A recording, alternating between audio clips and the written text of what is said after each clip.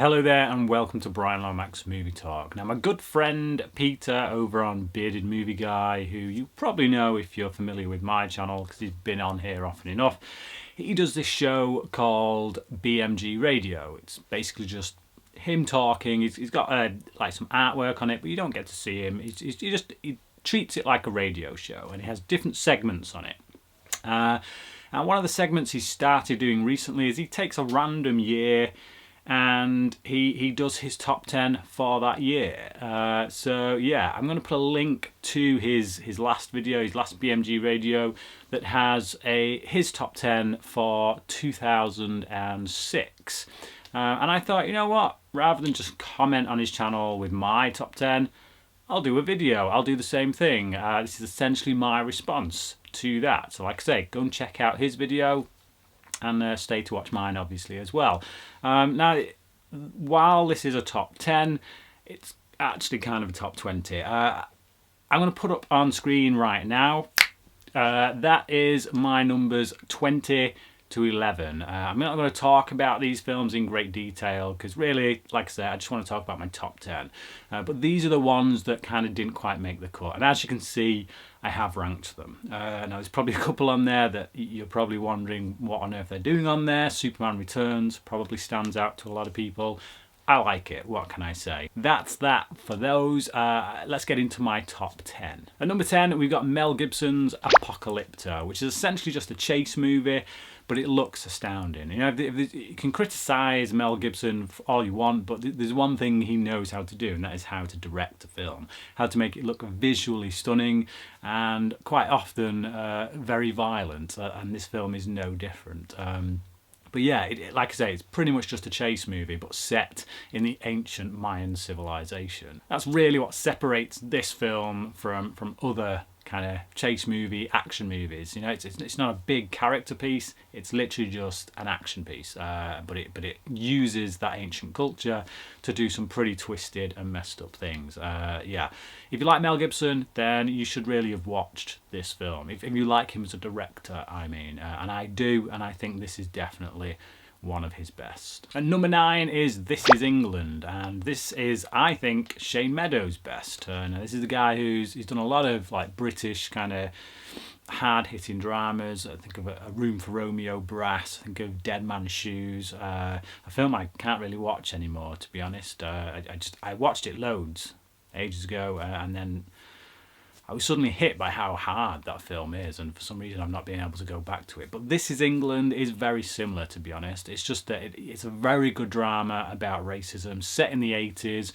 and really looking at the way in which government policy and disenfranchisement, if that's a word, with government can often be steered towards racism, towards racist attitudes.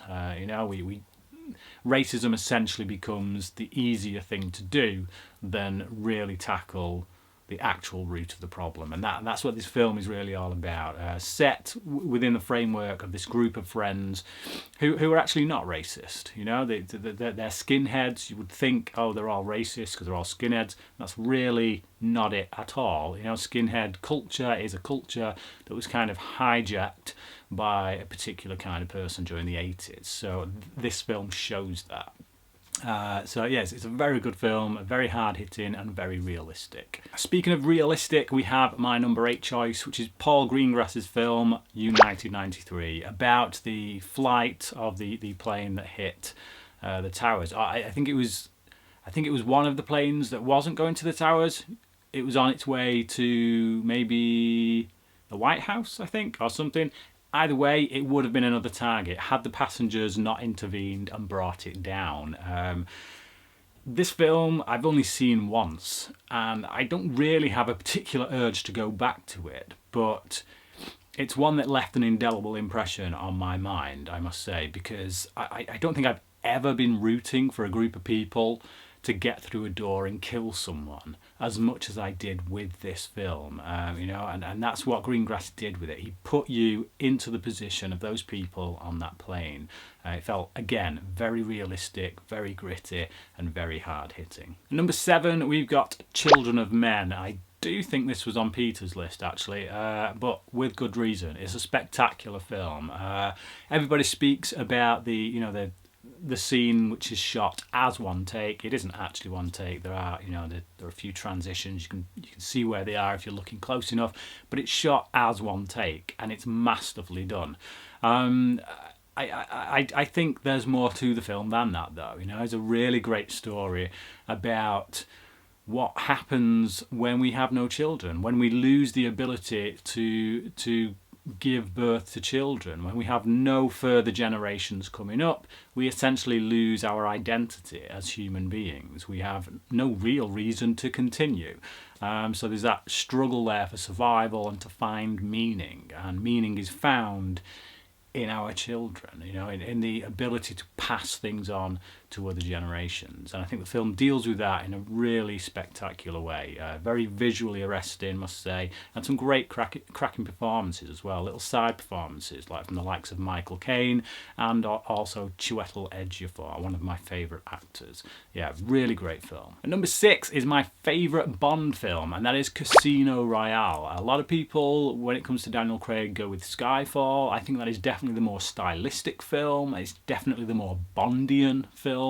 But for me, I really loved what Martin Campbell did for the second time, it must be said, in reinvigorating the Bond franchise with this film. He made it very down to earth, probably draws a lot of inspiration from the Bourne films, to be honest, but doesn't become a Bourne film. So yeah, it still keeps what we love about Bond, but just does something refreshing with it, and all the better for it, I must say. Yeah, this is my favourite Bond film, with my favourite Bond in Daniel Craig, who I just think completely blew away all the naysayers when we finally got to see this film. All the people who said you can't have a blonde Bond, all those arguments were just suddenly washed away. Yeah, for me, Craig is Bond. And number 5, we've got Babel. I think this was nominated for Best Picture, don't quote me on that, but it has a lot of intertwining stories that essentially tell an overarching theme about language and the use of it, and the fact that actually it's the different languages in the world that kind of cause confusion. It goes back to when you think about the Bible and the Tower of Babel, and God confused the languages to stop us from becoming too advanced too quickly. And that's what this film deals with, the miscommunication between cultures because of that language barrier, and how it slows us down in certain areas of life. And I think it just, again, this is Alejandro González Iñárritu, who'd gone to do Birdman and the like, and The Revenant. And yeah, he's just as great here, I must say. A cracking script. I can't remember the name of the guy who wrote the script, but it's the same dude who did Amores Perros and the other one, 21 Grams with Iñárritu. I just love it. It's got great performances by some really big name stars, and some great performances by, at the time, newcomers. I can't remember the name of the girl, but the Japanese girl in this, she really does deliver the goods in the performance side of things, and she has to go to places in this film that I would imagine it's quite difficult for any actor. So yeah, really great film. If you like dramas, again, like most of the films on this list so far, to be honest, that are gritty and realistic, then yeah, this one's for you. I've just realised this list has kind of got a particular pattern with regards to the kind of films that are on it. And that pattern ain't about to change with my number 4 choice, which is Little Children. Yeah, this is another film I've only seen once, but it left such an impression on me that, yeah, it really has stuck with me. Particularly I can't remember the name of the actor who played him, but it's the dude who played Freddy Krueger in the remake of A Nightmare on Elm Street. He's spectacular in this. He plays this paedophile who is really trying to, well, he's just struggling with thoughts about what he wants to do and how he's trying not to, and it's you gain real sympathy for this guy throughout the film, and yeah, the places that goes it's just, yeah, it's very dark, but I just think you need to watch it. I can't really say any more than that. But it's about relationships. We've got Kate Winslet and Patrick Wilson, who play this couple who have an affair.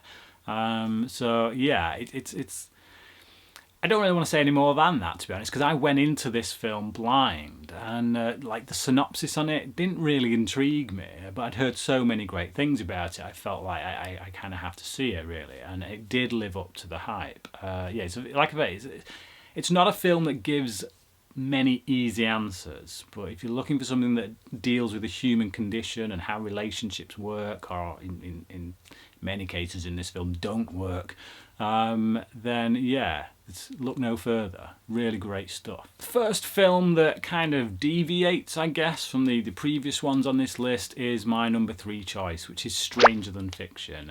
My personal favourite Will Ferrell film. Is it a comedy? Yeah, I guess so. There's definitely a comedy element to it, but it's not like a Will Ferrell comedy. You know, when you think of the typical Will Ferrell comedy, it's not that kind of comedy. He actually gets to act in this. He plays a genuine part that has a lot of serious tones to it, some darker moments, but never too dark. This isn't like gritty kitchen sink drama or anything. But he plays this guy who hears this woman narrating his life in his head, and then he finds out that she exists in real life. She's a writer, and the book she's writing is about him, and everything he does is essentially what she's writing. And when he hears her say that his death is imminent, he starts bricking it, and he's got to find her, and he's got to try and convince her to not write his death, because then he'll die in real life. So yeah, it's a really intriguing concept, and it's brilliantly executed by director Mark Forster, who I think personally is one of the most unsung directors in Hollywood. This guy did Finding Neverland as well, another 5-star film for me. I think he did an excellent job on World War Z too, and I do think Quantum of Solace is a very underrated Bond film, personally.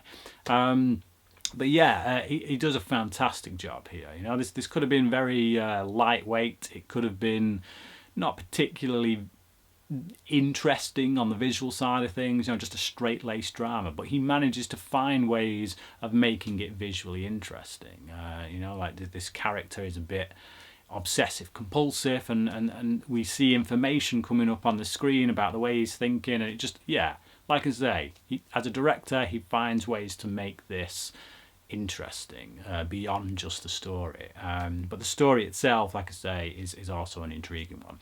I love it. I think it's got a really great central relationship between Will Ferrell's character and Maggie Gyllenhaal's character, a really great romance there, and the ending just, it gets me every time. It's one of those endings that just fills me with joy. If you want a feel-good film, this is it. Yeah, especially those last 10 minutes, perfection. My number 2 choice is Pan's Labyrinth. For me personally, this is still Guillermo del Toro's best work. It's really a discussion about the nature of evil, and about fantasy versus fiction, and how actually the monsters we can create in our head are often never quite as monstrous as the ones that exist in real life. You know, we have this little girl Ophelia who starts going to this world, this fantasy world in her head, or is it? That's the question. You know, and the monsters that she visits there, as horrific as they are never as horrific as the ones she faces in real life. This general who just basically tortures her and her family throughout, and does some horrible, unspeakable acts. But yeah, it's a brilliant film. The production design is absolutely staggering. There's no wonder, quite frankly, that Del Toro was picked to direct The Hobbit after this. Obviously that fell through, which is a shame.